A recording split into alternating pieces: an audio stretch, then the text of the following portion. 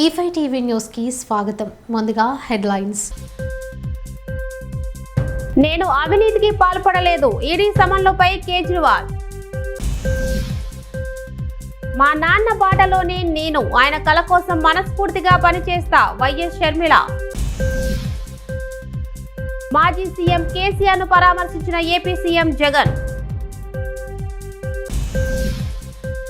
జగన్ కు వ్యతిరేక వ్యక్తులు ఎవరైనా మాకు ప్రతిపక్షమే, మంత్రి పెద్దిరెడ్డి రామచంద్రారెడ్డి. రోడ్డు మధ్యలో సభా వేదిక, షాపులకు అడ్డుగా వైకాపా ఫ్లెక్సీలు. టీడీపీ కేంద్ర కార్యాలయంలో జాతీయ అధ్యక్షులు చంద్రబాబు నాయుడు గారి ఆధ్వర్యంలో జయహో బీసీ వర్క్ షాప్. ఈడీ సమన్లు పంపడంపై ఢిల్లీ సీఎం అరవింద్ కేజ్రీవాల్ మరోసారి మండిపడ్డారు. తాను ఎలాంటి అవినీతికి పాల్పడలేదని తెలిపారు. గురువారం ఆయన ఢిల్లీలో మాట్లాడుతూ బీజేపీ కక్ష రాజకీయాలకు ఈడీని వాడుకుంటోంది. ఆమ్ ఆద్మీ పార్టీ నేతలు లోక్సభ ఎన్నికల్లో ప్రచారం చేయకుండా ఆపాలని బీజేపీ చూస్తోంది. మద్యం కుంభకోణం కేసులో అవినీతి జరగలేదన్నది నిజం. బీజేపీ నన్ను అరెస్ట్ చేయాలని చూస్తోంది. వైఎస్ఆర్ తెలంగాణ పార్టీ అధ్యక్షురాలు వైఎస్ షర్మిల గురువారం నాడు కాంగ్రెస్ పార్టీలో చేరారు. ఆమె పార్టీని కాంగ్రెస్ పార్టీలో విలీనం చేశారు. బుధవారం సాయంత్రం షర్మిల విజయవాడ నుంచి నేరుగా ఢిల్లీ వెళ్లారు. భర్త అనిల్ తో కలిసి ఏఐసీసీ ప్రధాన కార్యాలయానికి చేరుకున్నారు. అనంతరం నిర్వహించిన కార్యక్రమంలో ఖర్గే, రాహుల్ గాంధీ సమక్షంలో కాంగ్రెస్ లో షర్మిల చేరారు. పార్టీ అధ్యక్షుడు మల్లికార్జున ఖర్గే, పార్టీ అగ్రనేత రాహుల్ గాంధీ సమక్షంలో ఈ కార్యక్రమం జరిగింది. కాంగ్రెస్ విజయం సాధించిన విషయాన్ని గుర్తు చేసిన షర్మిల, కాంగ్రెస్ పార్టీ విజయం సాధించాలనే ఉద్దేశంతోనే వైఎస్ఆర్ టీపీ ఎన్నికలకు దూరంగా ఉందని చెప్పారు. రాహుల్ గాంధీని ప్రధానిని చేయడం తన తండ్రి వైఎస్ఆర్ కళ అని, ఆ కళను నెరవేర్చడానికి కృషి చేస్తానని షర్మిల వివరించారు.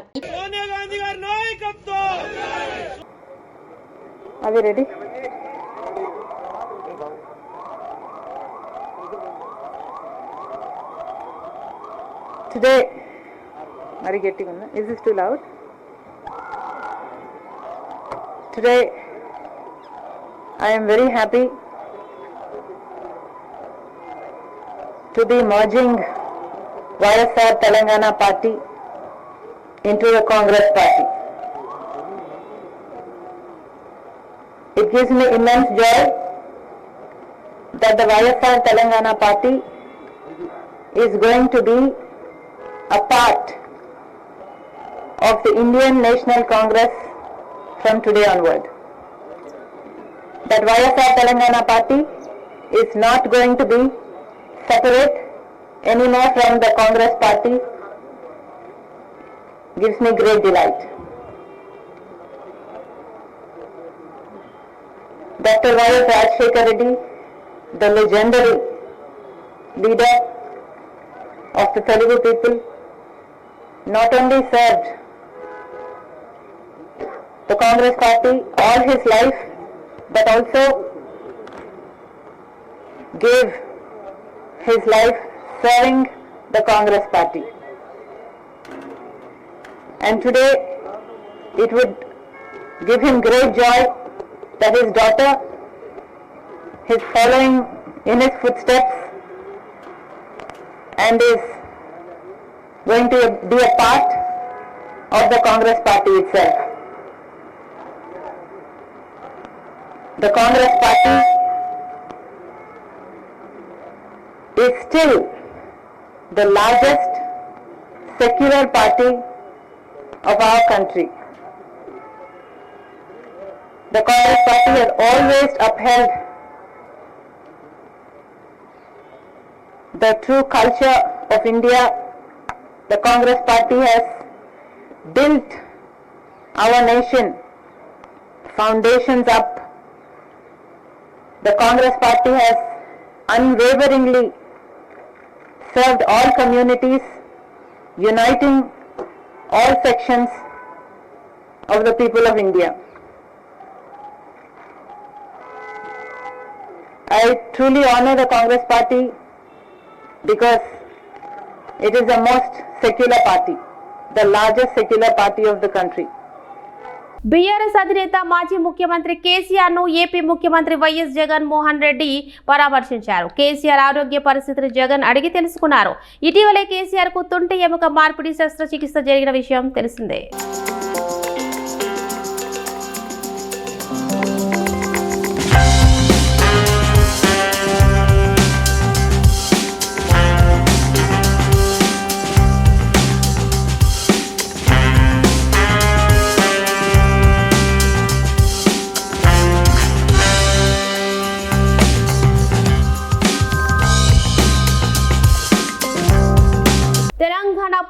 కూడా అవమానించిన party BJP. BRS party working president KTR అన్నారు. ఆచరణ లేకుండా వాళ్ళు పూర్తి స్థాయిలో క్రియాహీనంగా వాళ్ళు ఉంటే, ఇంకోవైపు బీజేపీ గత 10 సంవత్సరాలు తెలంగాణ గిట్టకుండా తెలంగాణ పేరే మాకు పడది అన్నట్టు అడుగడుగున అవమానించింది. తెలంగాణ పుట్టుకను కూడా అవమానించిందే ఈ ప్రధానమంత్రి మోడీ గారు.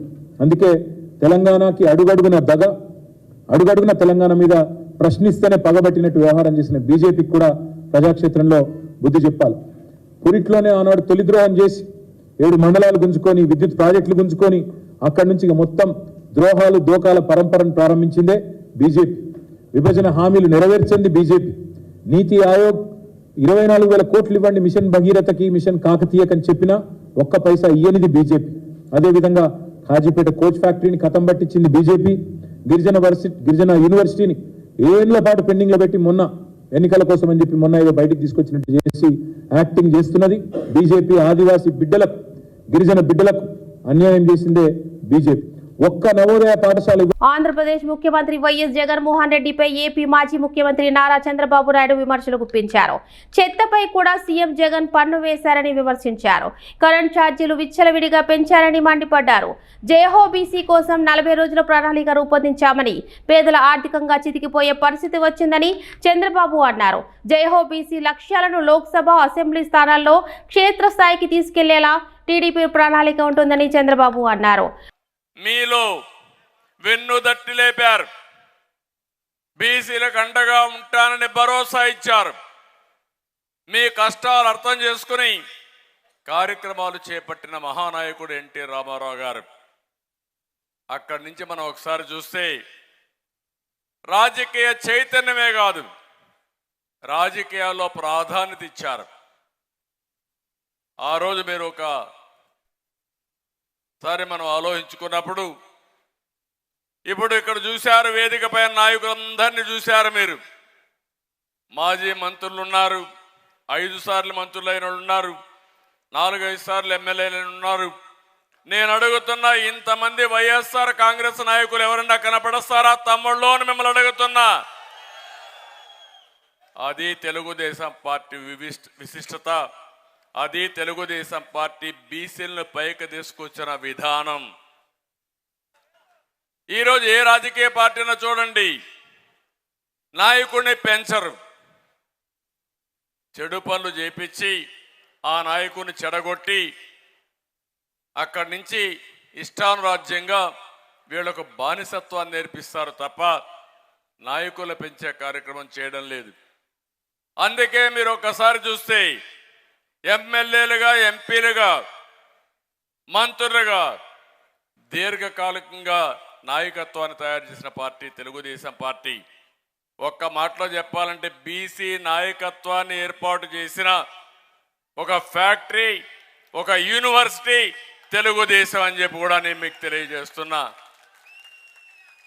ఇక్కడి నుంచి ఇంకొక పక్క మీరు ఆలోచిస్తే, స్థానిక సంస్థల్లో మన నాయకుడు ఎన్టీ రామారావు గారు ముఖ్యమంత్రిగా ఉన్నప్పుడు 20% రిజర్వేషన్లు పెడితే, నేను వచ్చిన తర్వాత దాన్ని 34% రిజర్వేషన్లు పెంచి తద్వారా కొన్ని లక్షల మందిని నాయకులుగా తయారు చేశాం. సీఎం జగన్ కు వ్యతిరేకంగా ఎవరు పనిచేసినా తాము ప్రతిపక్షంగానే చూస్తామని మంత్రి పెద్దిరెడ్డి రామచంద్రారెడ్డి అన్నారు.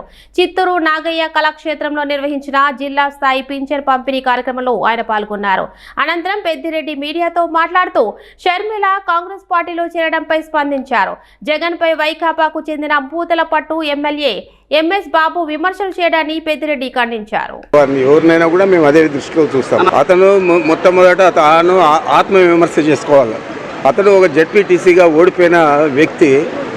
ఆయన్ను ఏ విధంగా తీసుకొచ్చాము, ఆయనకు ఏ విధంగా అండగా నిలిచాము, ఏ విధంగా అన్ని ఇబ్బందులు ఎదుర్కొని వారిని శాసనసభ్యుని చేశాము. అంత ఇంగిలిక జ్ఞానం లేకుండా ఎవరో రెచ్చగొట్టే విధంగా మాట్లాడడం అనేది సబబు కాదు. ఇప్పటికైనా కూడా మించిపోయింది లేదు. ఎంఎస్ బాబు ఆత్మవిమర్శన చేసుకొని తిరిగి వైఎస్ఆర్ కాంగ్రెస్ పార్టీకి మద్దతు ఇచ్చే పరిస్థితుల్లో ఉండాలి. కర్నూలు జిల్లాలోని పాణ్యం నియోజకవర్గంలో వైకాపా ఆధ్వర్యంలో ఏర్పాటు చేసిన సామాజిక సాధికార యాత్ర సభ ఏర్పాట్లు స్థానికులను ఇబ్బందులకు గురి చేశాయి. చిన్నమ్మ సర్కిల్లో రోడ్డు మధ్యలో వేదిక ఏర్పాటు చేయడంతో వాహనదారులకు తిప్పలు తప్పలేదు. రోడ్డుకు ఇరువైపులా బారికేడ్లను ఏర్పాటు చేసి వైకాపా ఫ్లెక్సీలను పెట్టారు. దీంతో అక్కడ ఉన్న షాపులు పూర్తిగా కనిపించక ఇబ్బందికరంగా మారిందని వ్యాపారులు వాపోతున్నారు.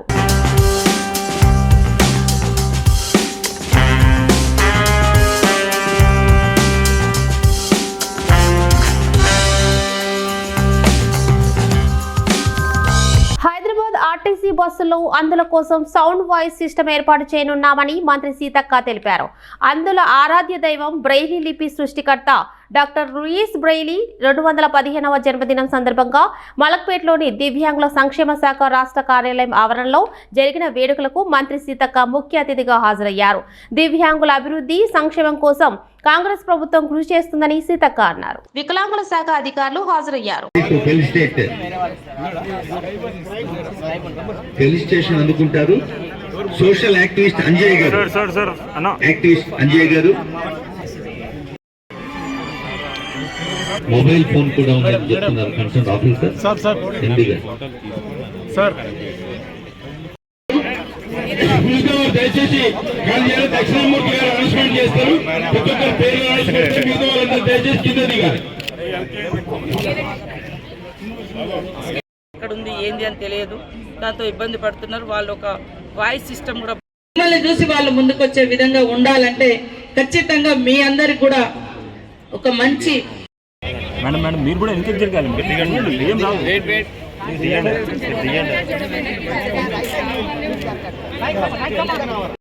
సెల్ఫ్ కంట్రోల్ చేసుకోవాల్సిందిగా రిక్వెస్ట్ చేస్తున్నాం. మిగతా వాళ్ళు దయచేసి వేదిక క్లియర్ చేయండి.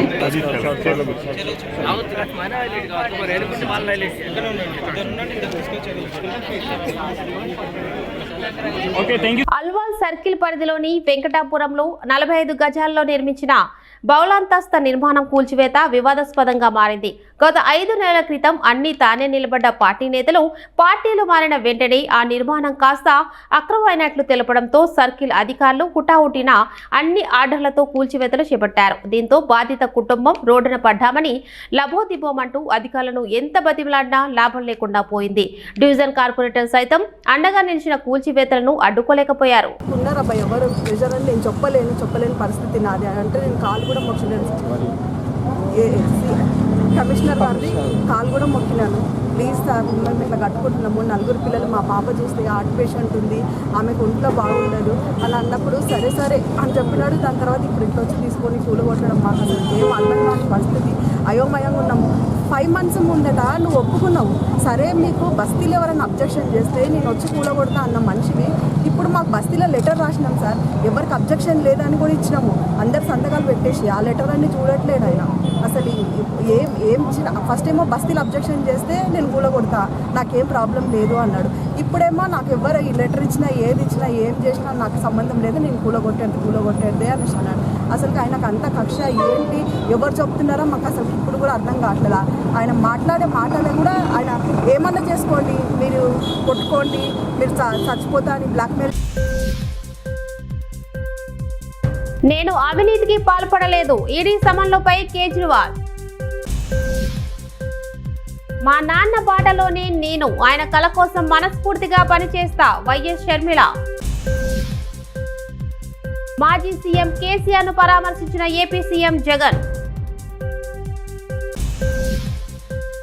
జగన్ కు వ్యతిరేక వ్యక్తులు ఎవరైనా మాకు ప్రతిపక్షమే, మంత్రి పెద్దిరెడ్డి రామచంద్రారెడ్డి. రోడ్డు మధ్యలో సభా వేదిక, షాపులకు అడ్డుగా వైకాపా ఫ్లెక్సీలు. టీడీపీ కేంద్ర కార్యాలయంలో జాతీయ అధ్యక్షులు చంద్రబాబు నాయుడు గారి ఆధ్వర్యంలో జయహో బీసీ వర్క్షాప్. ఇవి బులెటిన్ విశేషాలు. చూస్తూనే ఉండండి E5 టీవీ న్యూస్.